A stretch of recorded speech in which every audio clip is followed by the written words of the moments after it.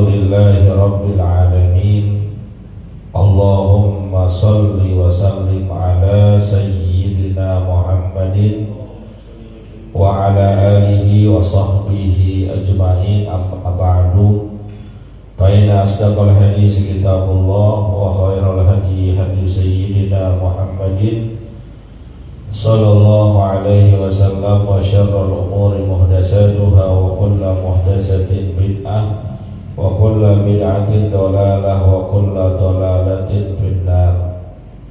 Subhanaka la ilma lana illa ma 'allamtana innaka antal alimul hakim. Rabbi shrah li sadri wa yassir li amri wahlul 'uqdatam min lisani yafqahu qawli. Amin. Alhamdulillah, malam hari ini kita kembali bisa hadir di majlis ilmu, majlis kebaikan, majlis yang insya Allah mengantarkan dan memudahkan kita menuju surganya Allah Subhanahu wa Ta'ala. Kita awali pengajian ini dengan baca suratul Fatihah. Kita niatkan pahalanya sampaikan kepada pengarang kitab yang kita kaji, yaitu Syekh Muhyiddin Abu Zakaria Yahya bin Syaraf An-Nawawi Al-Dimashqi, juga kepada orang-orang yang telah berjasa mewakafkan harta dan tanahnya untuk kepentingan masjid kita ini, pada orang tua kita, kakek nenek kita, sanak famili, saudara serta guru-guru kita yang telah meninggal dunia.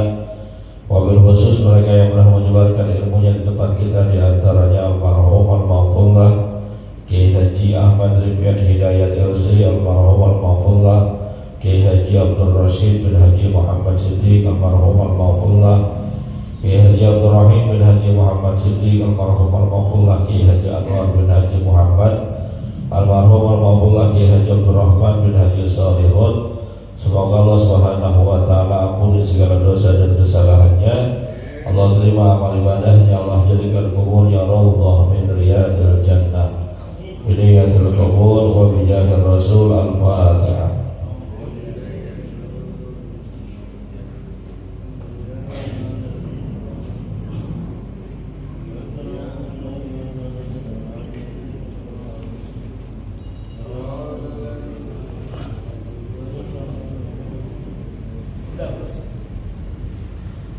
Melanjutkan bacaan kita. Bismillahirrahmanirrahim. Wa anhu an Rasulillahi sallallahu alaihi wasallam qala yanba'ul mayyita thalathun ahluhu wa maluhu wa amaluhu fayarji'u ithnani wa yabqa wahidun yarji'u ahluhu wa maluhu wa yabqa amaluhu. Muttafaqun alaih. Hadirin yang dimuliakan oleh Allah Subhanahu wa Ta'ala, melanjutkan kajian kitab Riyadhus Shalihin pada bab tentang keutamaan zuhud, tidak terlampau cinta kepada dunia. Ada hadis Nabi kita Muhammad sallallahu alaihi wasallam yang diriwayatkan oleh sahabat Nabi bernama Anas bin Malik radhiyallahu taala anhu, bahwasanya Rasulullah sallallahu alaihi wasallam bersabda, yanba'ul mayyita thalathun, yang mengiringi, mengikuti mayat menuju alam kuburnya ada tiga. Ahluhu, yang pertama keluarganya. Jadi kalau kita meninggal dunia, keluarga pasti ikut, suaminya, anaknya, kadang istrinya juga ikut. Bahkan bukan cuma keluarga, teman, saudara, sahabat, kerabat pada ikut. Istilahnya penghormatan terakhir, biar kata jauh juga berangkat.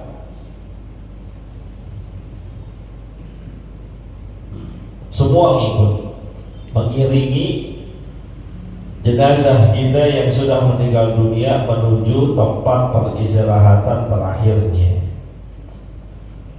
Wa maluhu, yang ikut juga ngiringi jenazah kita nanti kalau meninggal dunia, hartanya. Kalau dia punya kendaraan, dia punya motor, motornya dipakai buat nganterin, entah yang pakai anaknya, yang pakai saudaranya, yang pakai temannya berangkat. Begitu pula kendaraan mobil yang ikut nganterin, apalagi hartanya.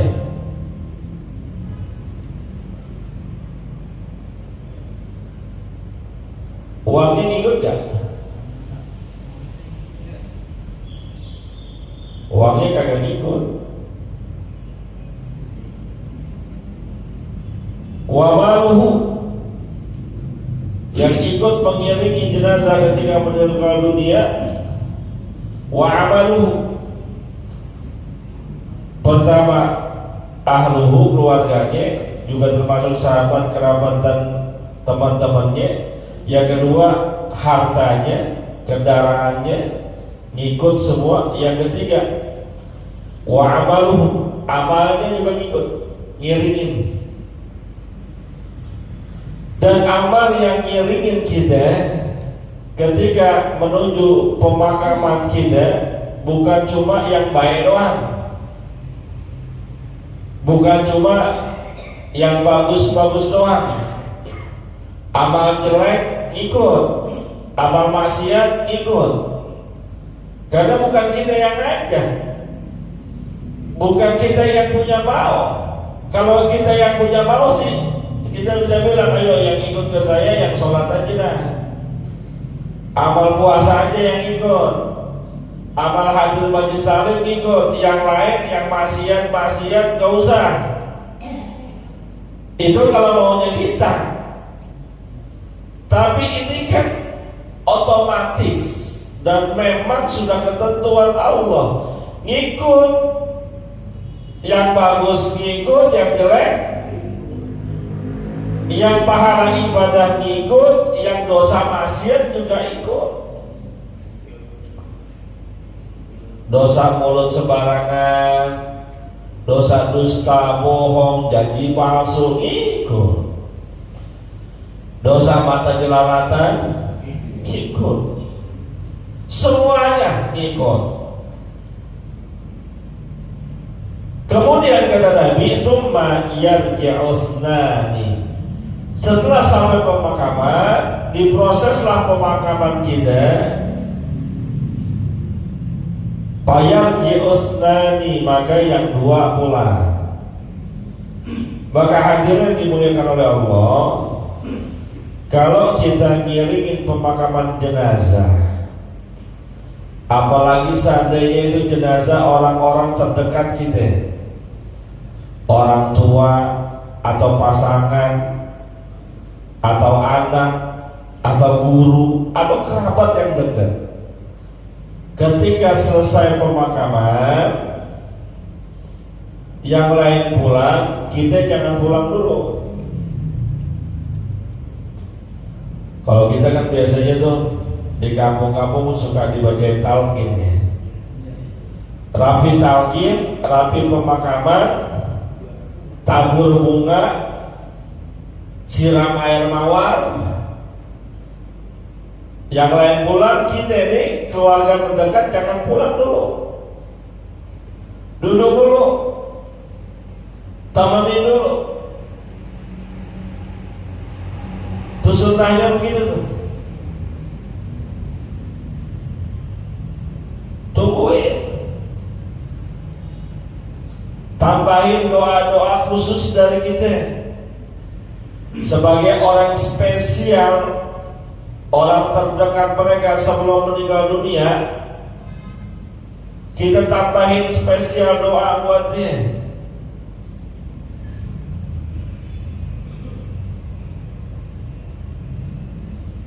Ya sekira-kira 10-15 menit dah. Jangan nunggu sampai maghrib, jangan nguburin habis zuhur, kemudian sampai maghrib, mau ngapain?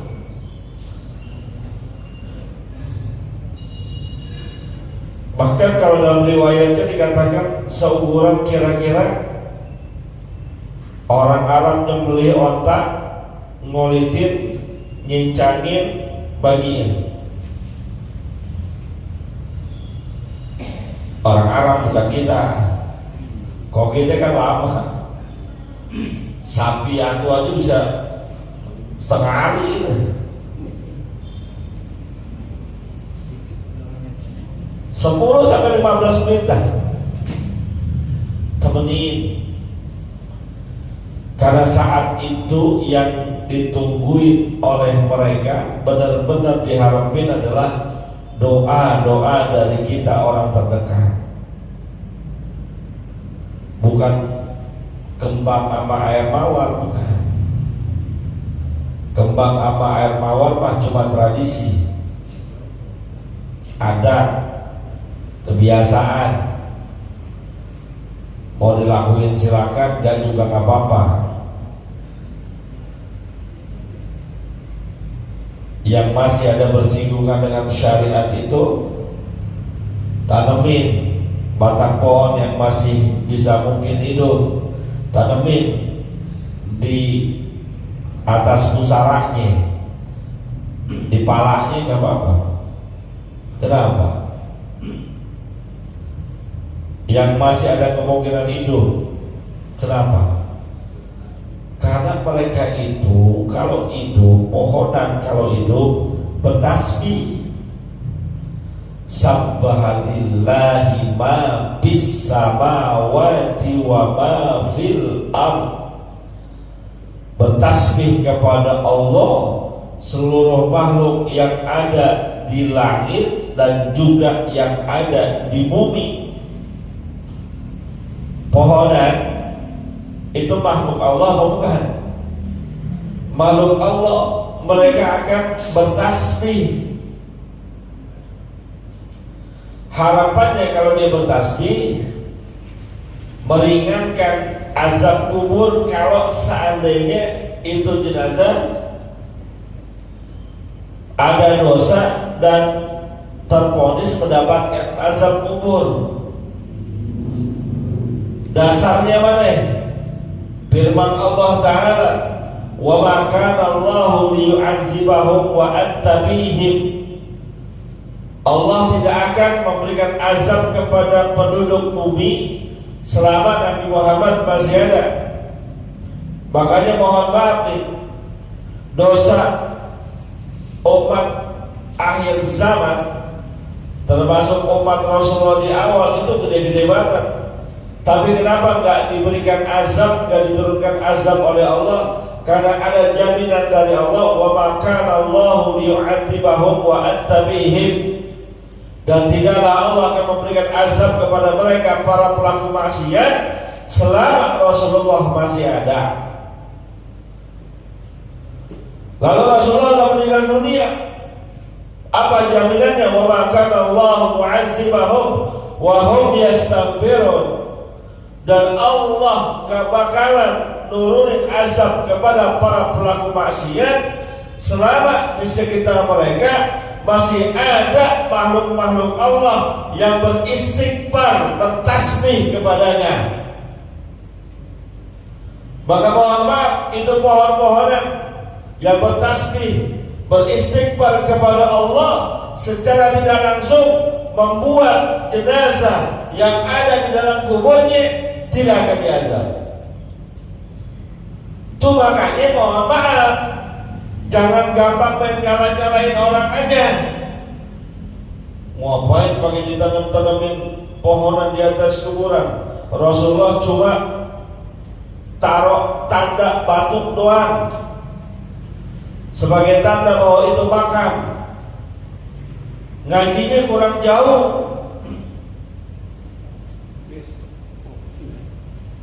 Wa ma kana Allahu mu'adzibahum wa hum yastaghfirun.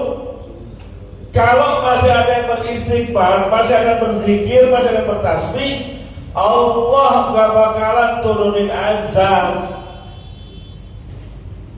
Makanya cara orang kampung kita apa kayak dipotek? Ada pohon kemboja, ada pohon mengkudu. Yang penting bakalan hidup.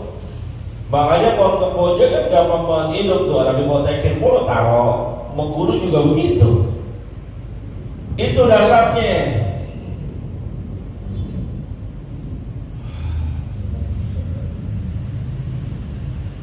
Payar ji'usnani, kata Nabi, setelah selesai proses pemakaman, yang dua pulang. Wayabqa wahidun, yang tinggal cuma satu. Dua pulang, yang nemenin satu. Apa yang pulang? Yarji'u ahluhu, keluarganya pulang. Mau cinta banget ke, mau sayang banget ke, tetap pulang. Orang tuanya meninggal dunia, anaknya taat banget, sayang banget, mau nemenin gitu. Boro-boro nemenin di dalam, nemenin di luar juga ogah. Biar kata nangis ngulon-ngulon ketika meninggal dunia, ajakin di kubur bareng. Kan ada orang yang nangis ngulon-ngulon ditinggal mati orang tuanya. Udah dah, kalau mau lu sayang banget, ayo nanti dikubur ikut bareng-bareng di kubur bapak. Mau bapak kira-kira begitu? Kagak bakalan.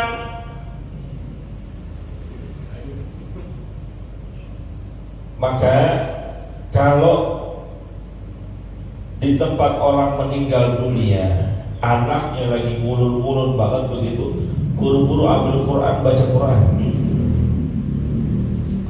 bacain Quran, biar rendah. Karena Quran itu salah satu fungsinya menghilangkan kesedihan. Jadi saya nggak bisa baca Quran, bacanya Yasin. Yasin mau baca apa?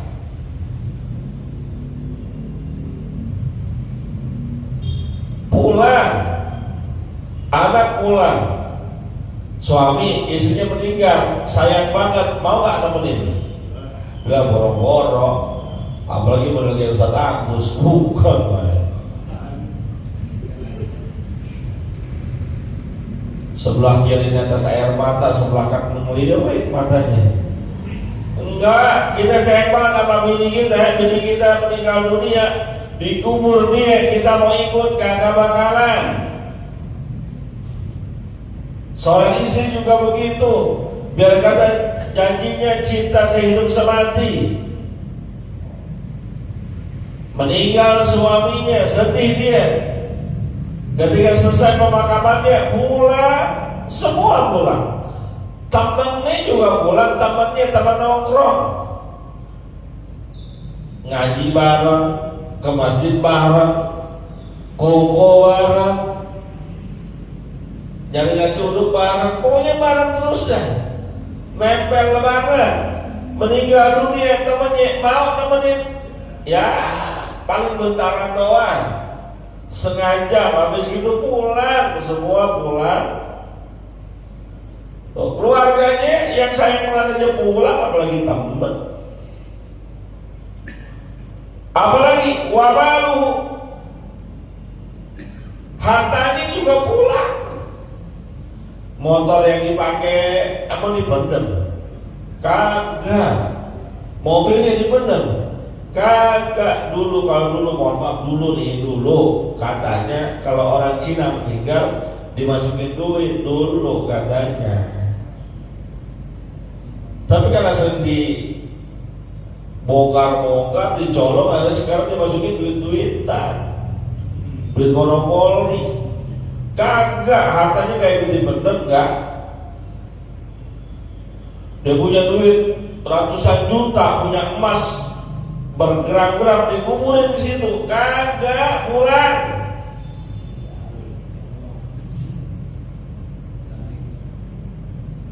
Jadi ternyata harta yang kita cari-cari siang malam, pagi sore, nggak kena letih, nggak kena capek, nggak ikut kita. Keluarga kita yang kita sayang banget, yang kita bela-belain, anak kita yang kita sayang banget, yang kita bela-belain, yang kita didik, nggak juga ngikut kita. Payar ji'usnan, dua pulang. Wayabqa wahidun, yang tinggal satu apa? Wa yabqa amaluhu. Yang bisa yang nemenin kita adalah amal. Masuk tuh barengan, masuk barengan kita di alam barzah. Yang dalam sebuah riwayat dikatakan jika amal kita baik, bagus, banyakkan ibadahnya, itu amal nanti akan dijelmakan sebagai makhluk yang sangat indah luar biasa, wangi tak terkira, nemenin kita yang sampai kita sendiri bingung, ente siapa? Lagi sendirian tahu-tahu yang nemenin, cakep banget tuh makhluk, wanginya banget. Kita sendiri bingung lalu bertanya, wahai makhluk, engkau siapa? Dijawab dia, ana amaluka sholih. Saya adalah jelmaan dari amal-amal baikmu yang ketika hidup di dunia. Kan enak ya? Di tempat sepi, di tempat gelap ada nemenin makhluk yang sangat cakep, indah, wangi lagi, enak. Tapi kalau banyakkan maksiatnya, banyakkan dosanya, banyakkan kejahatannya, banyakkan keburukan yang dia lakukan di dunia, Allah jolmakan amalan-amalan tersebut dengan makhluk yang sangat buruk rupa, kagak enak dilihat, bahkan wanginya busuk tiada terkira. Dia pun berkata karena kaget banget ada makhluk yang kagak ngenakin ada di hadapannya, bertanya, siapa engkau? Dijawab oleh makhluk tersebut, saya adalah amal-amal perbuatanmu yang dulu ketika di dunia kau lakukan maksiat, sekarang berubah, dijelmakan oleh Allah sebagai makhluk yang buruk rupa. Pilih dah, mau ditemenin nama yang cakep apa nama yang jelek? Amal ikut amal. Makanya kan pernah saya sampaikan saat kajian mati lampu waktu itu, tuh kuburan udah kasih tahu ngingetin kita, anak baitul wahdah. Saya ini rumah sendirian, yang masuk ke dalam saya itu sendiri, nggak bisa beramai-ramai. Biar kata dia anaknya banyak, nggak bisa masuk rame-rame. Faj'alu mu'nisan, maka kamu cari teman, kamu ciptakan teman yang bakal menemani kamu ketika masuk ke dalam lubang kuburmu, bitilawatil Quran, dengan banyak membaca Al-Quran.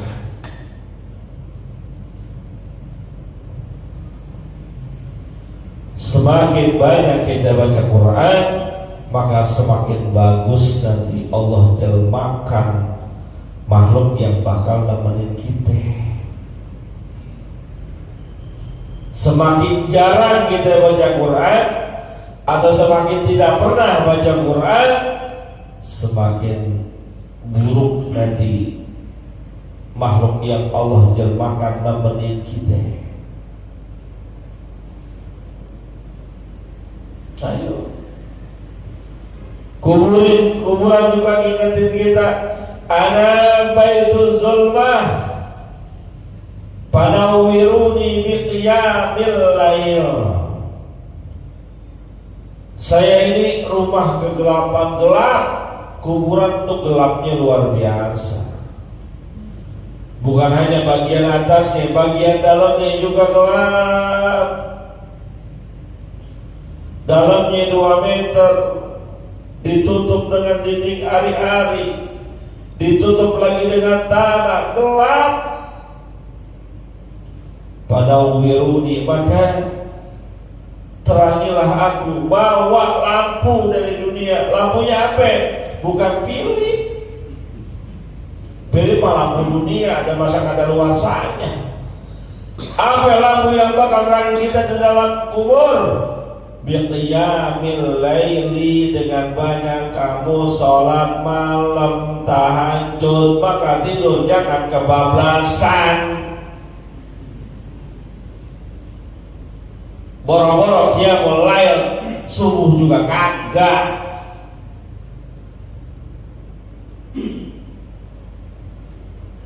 Di rumah aja lampu remeng-remeng kagak enak. Kalau dalam keadaan normal kita pakainya terang, di lampu kedap-kedip ganti. Tuh di rumah kita begitu. Lampu kurang terang ganti, cari yang wattnya gedean. Sekarang ini kubur udah ngasih tahu gelap di sono, mau terang apa mau gelap? Terang, mau terangnya yang seape, mau yang berapa watt, 1000-an. Kalau mau terangnya 1000-an, banyakin sholat tahajud, jangan tidur mulu. Udah dikasih kunciannya, tinggal kita ngamalin doang.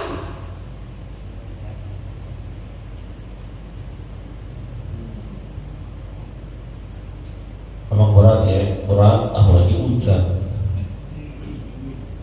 Sore hujan, habis isya masih hujan. Sampai jam 10 kita baru tidur jam 9. Kira-kira jam 3 bangun, buru-buru ke kamar mandi, ada tarik selimut lagi. Dan lagi musim hujan, lagi hujan mulu. Berat emang. Tapi mau gelap apa mau terang? Itu masalahnya. Lalu kubur juga kasih tahu lagi, ana baitut turab. Saya ini rumah yang alasnya tanah. Kita bakal tidur di atas tanah. Kalau lagi hidup tidur di atas tanah enak kan? Jangan kata di atas tanah, yang gak biasa tidur di karpet masjid aja kagak enak. Yang gak biasa ya. Kalau yang biasa mau pules. Kalau yang gak biasa tidur di karpet masjid aja nggak nyaman, apalagi di atas tanah. Maka kata kuburan, faj'alil firasya bil amali salih was sadaqah. Maka kalau tidur berlandaskan, beralaskan tanah gak enak, lu bawa kasur, spring bed. Emang boleh bawa spring bed ke kuburan? Ya kagak muat. Mau spring bed nomor berapa? Nomor 3. Nomor 3 kagak muat. Yang dibutuhkan bukan spring bed dunia, tapi spring bed akhirat. Apa? Banyak amal soleh dan sodako. Ini mohon maaf, bapak-bapak tidur di rumah pakai alas kasur apa kagak? Pakai kan? Enak kan? Di alam barzah pengen gak pakai kasur?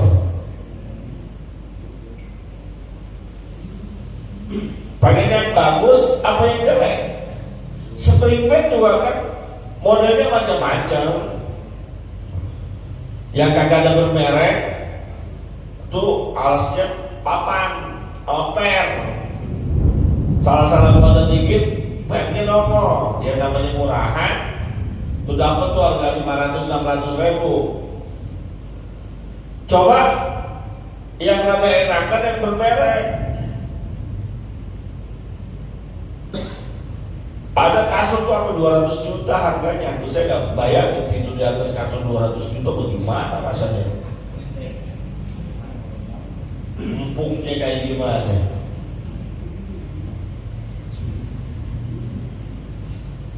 Orang saya belagaan ya, beberapa waktu yang lalu, pekan kemarin kalau gak salah, saya main ke sebuah mall, lagi ada pameran spring bed, harganya lumayan 30 juta. Ya orang tuh salesnya maksa banget, mau cobain pas ini pak, kasih penawaran, kita belaga aja gitu. Dalam hati, apa iya gue beli kasur 30 juta, gue rugi banget. punya duit juga kagak kok beli kasur segitu. Ya namanya nyenengin orang, salesnya nawarin ya kita pura-pura aja. Boleh dicoba dulu, saya dudukin empuk banget 30 juta kok empuk banget. Yang 30 juta aja empuk banget, bagaimana yang 200 juta? Nah kita yang bisa setting tuh nanti di kubur mau dikasih alas spring bed yang model bagaimana? Apa mau tetap tanah? Kalau mau tetap tanah udah jadi orang split-splitnya jadi orang. Gak usah sedekah, gak usah infak, gak usah berbagi. Kantongin aja tuh duit terus. Tabungin, jangan lu keluarin. Panitia zakat datang pura-pura budek, panitia maulid datang lu pura-pura bego. Ada anjuran sedekah rumah remaja, udah pelit aja jadi orang. Biar tidur di atas tanah. Tapi kalau nggak mau begitu, pengen dapat spring bed yang rada bagusan, lu sedekah yang rada banyakan. Spring bed mah bagaimana sedekahnya? Semakin bagus, ya semakin mahal. Kan saya bilang tadi, yang 30 juta aja enak, apalagi 200 juta.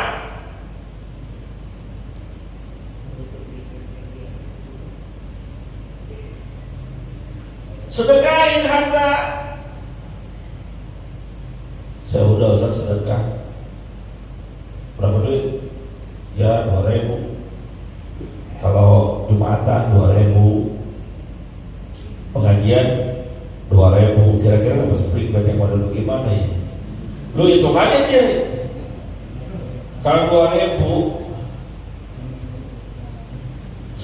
seminggu 2.000. Dalam satu minggu ada 50, dalam satu tahun ada 54 minggu lu kali 2.000 kali 54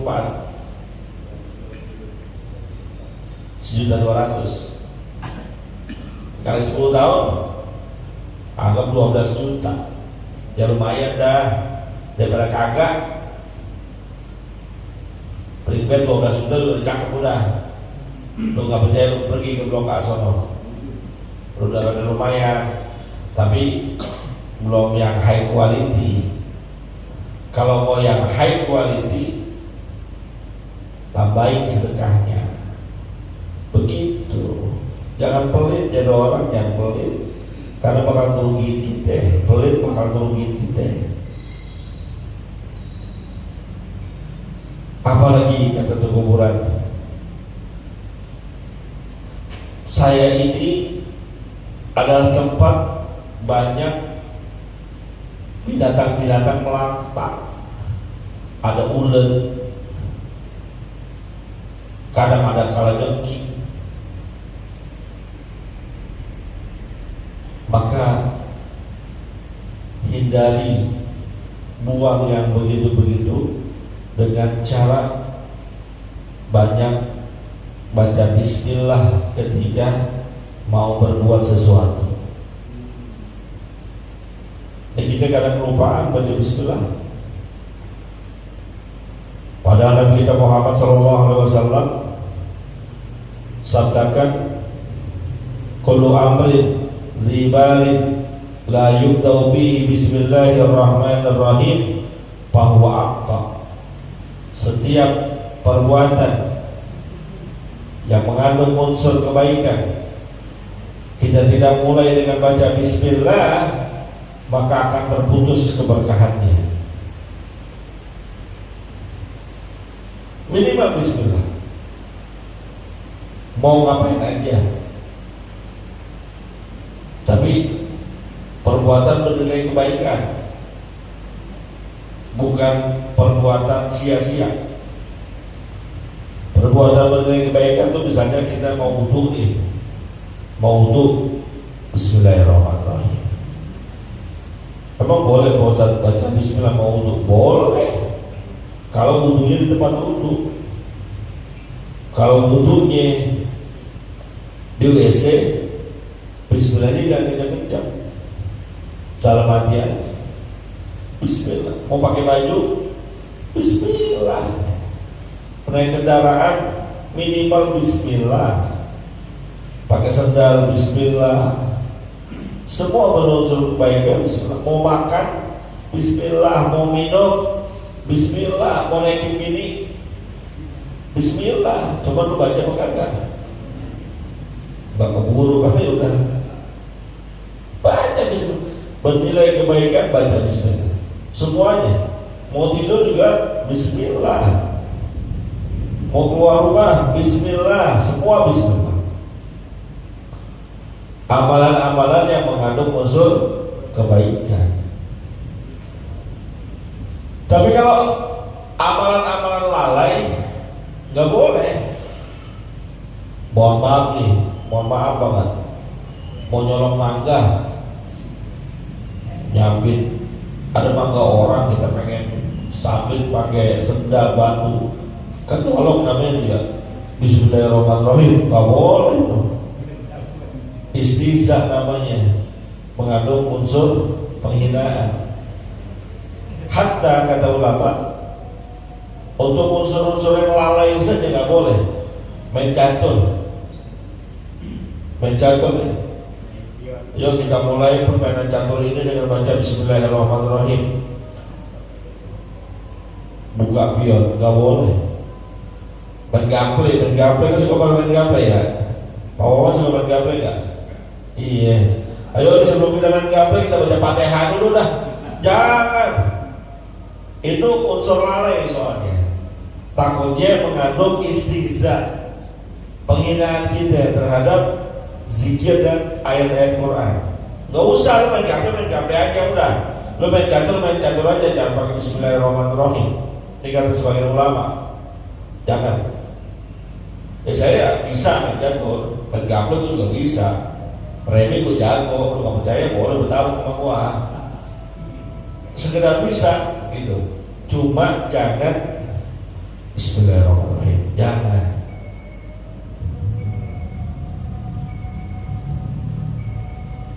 Bagaimana Pak Ustaz? Main gaple tapi setiap dia taruh kartunya dibaca selawat. Allahumma sholli ala sayyidina Muhammad. Allahumma sholli ala sayyidina Muhammad. Bagaimana tuh? Kalau saya sebaiknya jangan.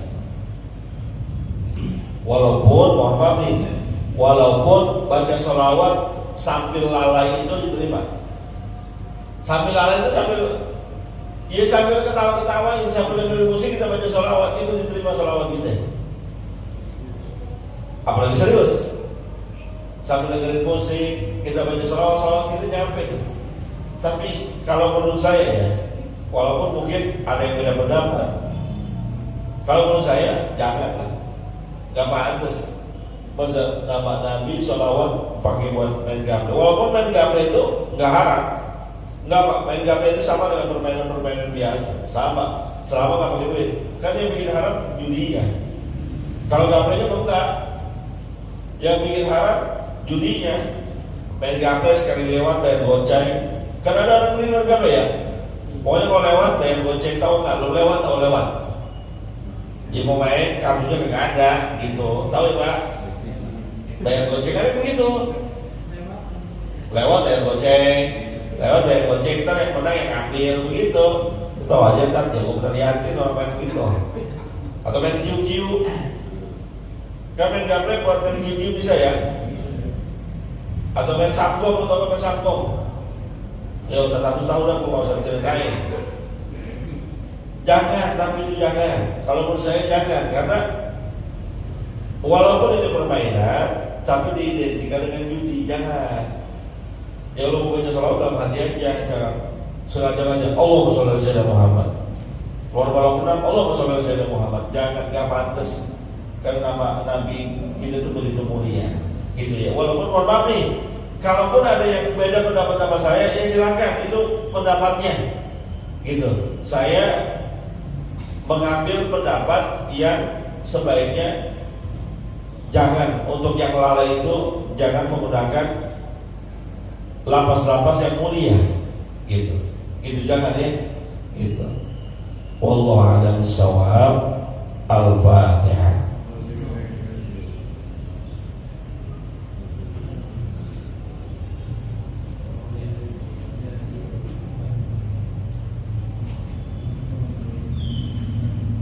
Nasallallahu alaihi wa sallam alladhi la ilaha illa huwa al-hayyul qayyum wa atubu ilaih. Bismillahirrahmanirrahim. Alhamdulillahirabbil alamin. Allahumma shalli wa sallim ala sayyidina Muhammad wa ala ali sayyidina Muhammad. Allahumma inna ala dzikrika wa syukrika wa husni ibadatika. Allahumma ighfir lana wa liwalidina warhamna warhamhum kama rabbawna shighara. Wa hab lana ya wahhab ilman wa hikmatan wa rizqi ya razzaqul lana musahhila wa bil khairi fattaqum wa bil huda wa bil ilmi ya alim. Qul lana mufaddila wa sallallahu alaihi wa sallam Muhammadin wa ala alihi wa sallam. Alhamdulillahirabbil alamin.